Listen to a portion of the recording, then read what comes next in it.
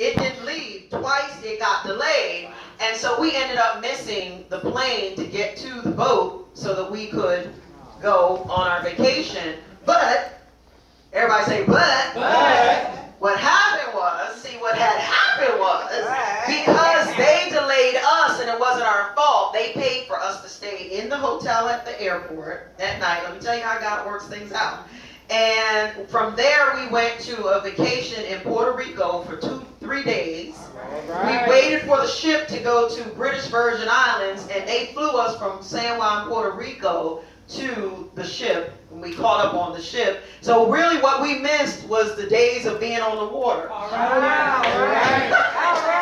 Yeah, and so while we were in Puerto Rico, we stayed at the first class, world class destination hotel in Old San Juan, and the El Convento. I remember it, and there was an artist outside painting the hotel, and we got a print. We got a print of him that he was painting. And so we stayed down there. They paid for all of our food.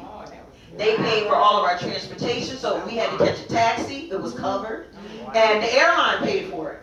They paid for us to catch a flight. And then when we got to, we were being flown from San Juan to Tortola, there was a first class area.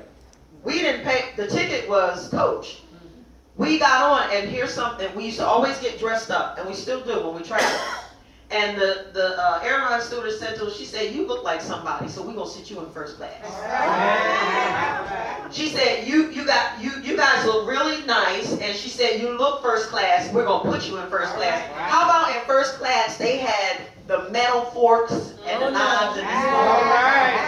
They said, would you like anything to drink while you wait? So first of all, first class means you get on the plane first. Okay? Then you're sitting up front and you have extra leg room. See, that's what God giving you an experience. See, that's why you gotta go, because we would have missed the experience because of fear. Now, I'm not telling you that we weren't looking under out of that. Pastor was like, oh yeah, he said, listen, I got permission. I'm carrying my gun. He was carrying. And he, a couple guys looked a little questionable, but we just kept it moving. We had our lamps trimmed. We were ready for the wedding. Had it happened, we had to go. Listen, if you have to meet the Savior, just be ready. If you don't get anything else out of what I'm saying here to you today, is be ready. Have your lamp trimmed, have extra oil, and be ready. So whatever happens, I can go where I want to go. I can travel. I can have a good time. One of the incidents happened in Walmart. You could be going shopping. You don't know. The scripture said it. No man knows the day or the hour. You don't even know when Christ is going to return. But when your mindset is ready, this is what it looks like. So let's look at Matthew 25, and we're at verse 16. And so I'm telling you that to say this. Had we been afraid and canceled our trip, we would have never gotten to where God had planned for us. How many know that double vacation in one, 2 for 1? And to have the treatment, we didn't pay for the during that time it was probably $1,500 for one ticket for first class. But we got the first class experience without the expense, right? Experience without expense. And so how do you know God is not trying to get something good and something better to you if you're operating in fear? And that's the thing that holds us back the most is fear. I'm afraid because I had a friend that treated me wrong and they betrayed me, and so now I don't trust anybody. How many know that's the trick of the enemy? Yes. The experiences that were bad, and now you're afraid to experience the good. But let's look at what Jesus says, because we're almost done, because we done had service, worship, all of this, and I'm just dropping this in here. I'm dropping this in the spirit, okay? He who had received the 5 talents went at once and traded with them, and he gained 5 talents more. So this is a story of investment. See, while you're here, you have to know that you can't live just for today. You got to plan for tomorrow. And what happened was the wise virgins had planned ahead. And what happens is a lot of times people don't plan, and then they come up and they say, oops, I came short. I fallen short. Because you're eating all your seed instead of planting some seed. Uh-oh. Hello. Instead of investing, in a 401k or a retirement plan. Oh, I need my money. I need it now. J.G. Whitworth. 877 cash now. There you go. 877 cash now. Hallelujah. Let's look at the next verse here. Because look and see what's happening. Jesus is teaching, and he's always teaching on purpose. He says, and likewise, he who had received the 2 talents, he also gained 2 talents more. So, we got 2 people who are planning now. Next verse. But he who had received the 1 talent went and dug a hole in the ground and did what? Hid his master's money. Now that's the key. It wasn't even his money. How many know that your life isn't even yours? Amen. See, you want to do what you want to do, but your life isn't even yours. That's right. All right? Look at the next verse. Now after a long time, the master of those servants returned and settled the accounts with them. Next verse. And he who had received the 5 talents came and brought him 5 more, saying, Master, you entrusted to me 5 talents. See here, I have gained 5 talents more. Now that's a good servant. His master said to him, well done, you upright, honorable, admirable, and faithful servant. Why is it today that when people aren't upright, they're not honorable, they're not admirable, and they get mad at you? Because you don't treat them upright, honorable, and admirable. They're not acting that. Why is it? That's just a question I'm asking you. I don't have the answer. I'm just saying why. And so Jesus goes on to say, you have been faithful, or the master goes on to say, you've been faithful and trustworthy over a little, because Jesus is telling the story. I will put you in charge of much. You've been given much because you've been in charge of much and you've done right. Yes. So that's going to help somebody else that keeps saying, Lord, how come you don't give me no raises, and how come they get, and they, and I don't never have. You've been in charge of little and you've done nothing with your little. Oh. He said, but you've been faithful and trustworthy over a little. I will put you in charge of much. Enter into and share the joy, the delight, the blessedness which your master enjoys. You see that? You get to enjoy that stuff when you've done what's right. So don't keep doing wrong and then want to enjoy. See? And he also, who had the 2 talents, came forward saying, Master, you entrusted 2 talents to me. Here I have gained 2 talents more. So he's got 2 more. He doubled. His master said to him, well done, you upright, honorable, and admirable, and faithful servant. So he didn't switch up and say anything different. He says, listen, you did good too. He had 5, he doubled it, you had 2. See, we go to comparing ourselves. Yes. Oh, well, God, see. We're always crying to God. But what are you doing with what you have? See, you're comparing yourself to the person down the street, but you don't even know what they did to get what they had. You don't know what they lost in their losing season in order to gain what they... That's right. You mad at her for having a boo and you don't know what she had to go through. Come on now. He says it again. You have been faithful and trustworthy over a little. I will put you in charge of much. Enter into the joy and share. That's a big word, share. So we like to get stuff and keep it to ourselves. Yeah. The God knows you ain't going to keep it to you. Listen, he knows you're going to keep it to yourself, so he won't even give it to you. Exactly. And you don't even know that that's why God's not giving you anything, because you're stingy. Everybody says, stop being stingy. Stop being stingy. Yeah. You are stingy, and then you wonder why God doesn't give you stuff. Because he knows you're going to keep it for yourself and hoard it. But share in the joy, the delight, and the blessedness which your master enjoys. Next verse. He who had received 1 talent. Here we go. Came in singing a song. Oh, I know. The trouble I've seen. The 1 talent also came forward saying, Master, I knew you to be a harsh and hard man, reaping where you do not sow, gathering where you had not winnowed and the grain. And so now he's got a sad story. Reason why he didn't do anything. Next verse. So I was afraid. And let me just stop right there and help you out. Being afraid does not mean you shouldn't take action. Sometimes you have to go afraid. Yeah, I'm afraid to go. I'm afraid to make this move and to take this step. I've never been here before. But I'm going to go afraid. I'm going to go with my heartbeat like this. I'm going to feel it. I'm going to jump out of my chest. Sometimes you have to go afraid. And as you go, God will strengthen you. He'll give you faith. He'll give you courage. And then you'll get in the room or you'll get in front of whatever you need to do. And you'll start doing it. And you'll be like, wow, I can't believe I'm doing this. I can't believe I'm here. But go afraid. Sometimes you have to go afraid. But go. And I went and hid your talent. This is what fear will make you do. Hide and do nothing. Here you have what is your own. So he didn't do anything with the one talent. All he had was that same talent that he had hidden, buried in the ground, was not productive at all. But his master answered him. And look, he answered him differently. He didn't have no pity party. Oh, because I know that your dad wasn't there growing up. I know that you've suffered some abuse and you've been through some things, and he didn't do any of that. Because he could have had a whole lot of reasons, excuses why he didn't do. He said, you wicked and lazy and idle servant.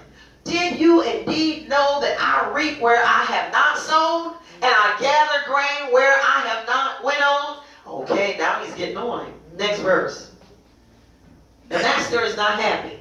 Then you should have invested my money with the bankers. Listen, at least do what you saw the other ones do. Cheat a little bit.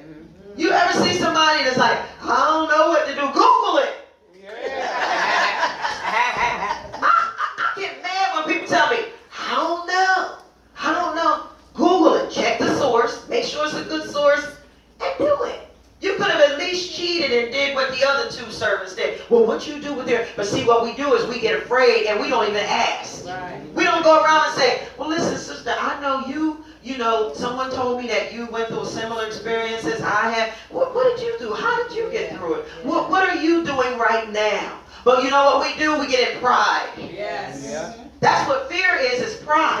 Right. Fear says, I'm not going to do anything because it's all about me. But do you not know that there are other people who are waiting for you to get it right? To get your act together? It's not just about you.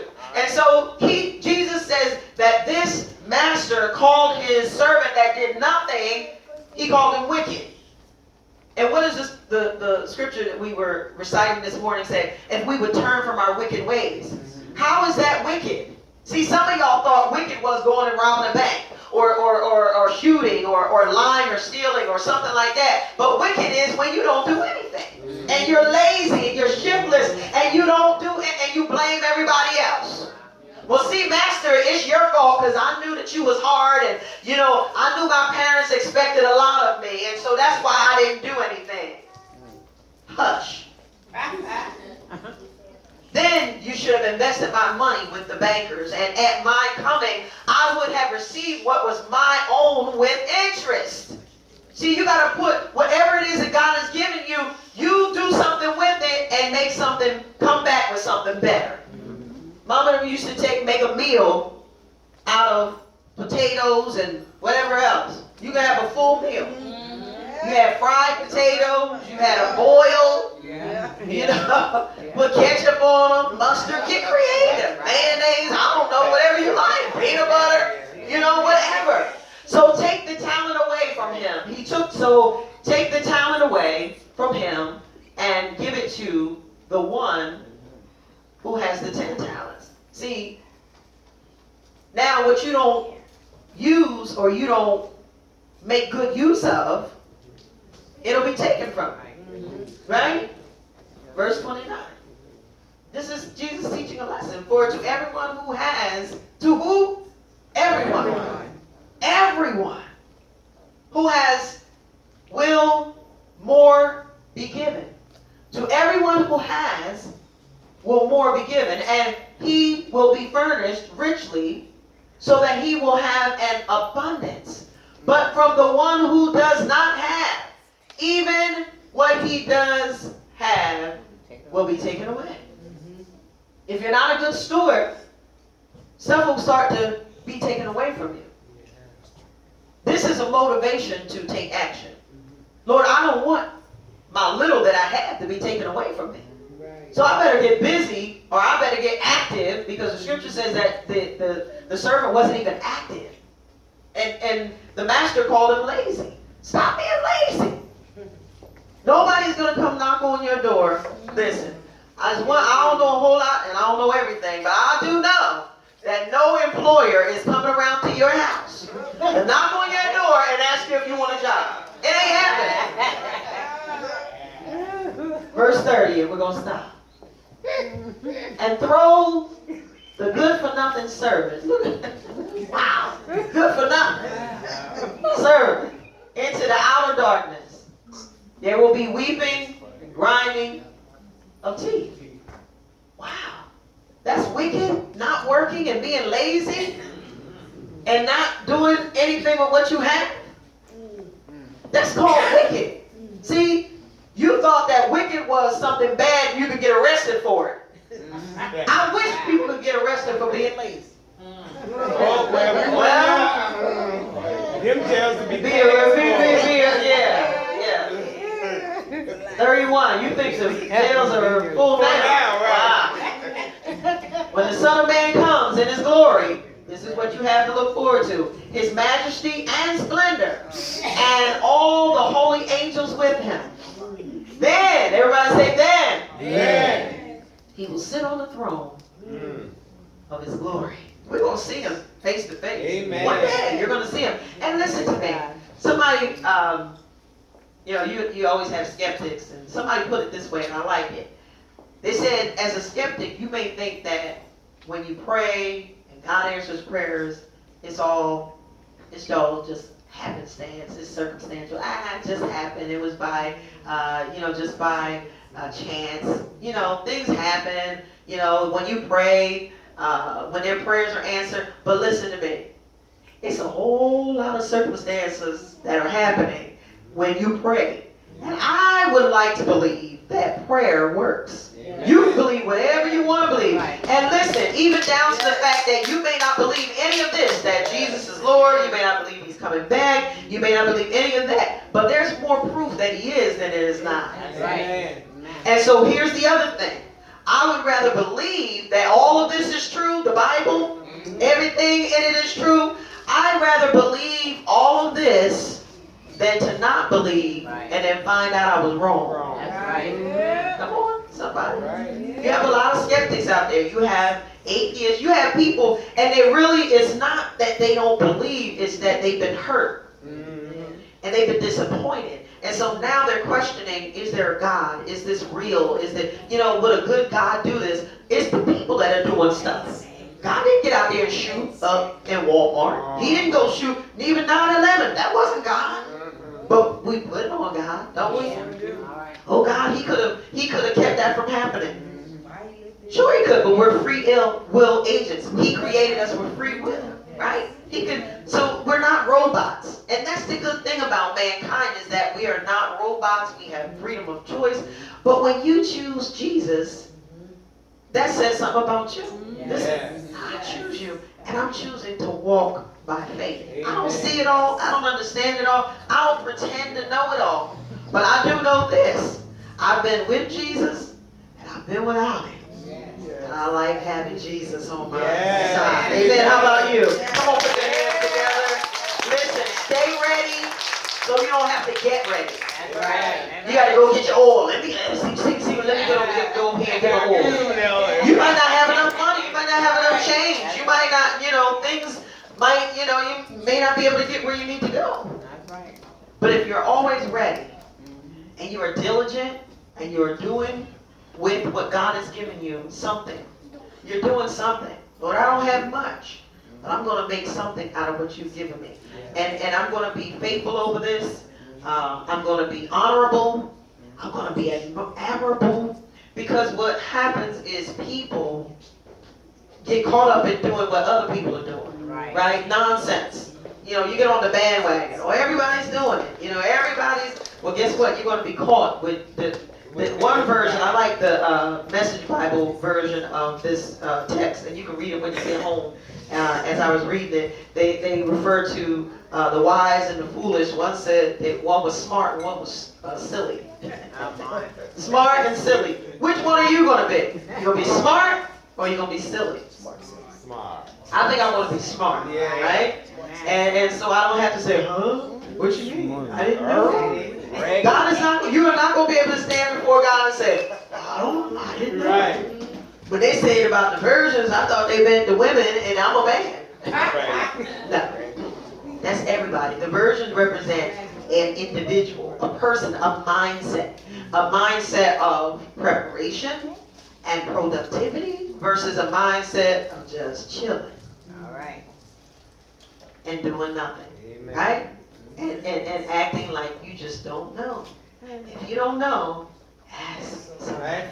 Ask somebody. And listen and pray and ask God to show you. Lord, just show me I pray all the time. Lord, if this is you, or Lord, if that, challenge God. He said, remind me of my word. Y'all remind God of his word. God, you said in your word this. So if that's true, then whatever. And watch God show up. Watch him work stuff out for you. And I'm just excited about all of the things that are happening here in the ministry, the testimonies. I just keep getting text messages and all that stuff. And all that being said, listen to me. Y'all know there was some breaking news for this ministry. If y'all didn't ever, well, some of y'all is not on social media, but some of y'all, you are. And there's breaking news here in the ministry. And I'm excited about it. And I just want to share it with you. Y'all don't go, okay? Because after these messages, I got y'all hanging on, right? After our elder comes, we're going to have communion, and then I'm going to come back and give you some announcements, and I'm going to give you the big announcement. All right? Y'all stay blessed. Oh, wait. And we're going to have our salvation, invitation to salvation. After that, then we'll have our offering. So get your offering. Our communion service